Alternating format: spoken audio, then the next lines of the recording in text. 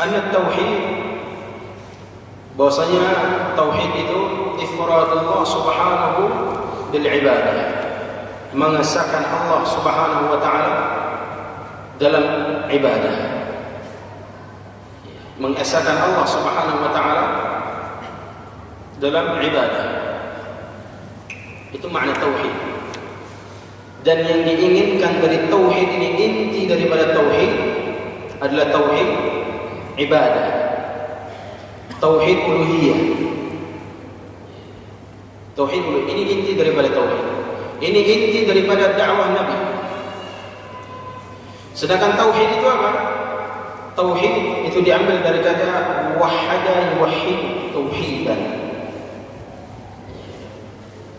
menjadikan Allah satu-satunya yang esa, yang berhak untuk diibadahi.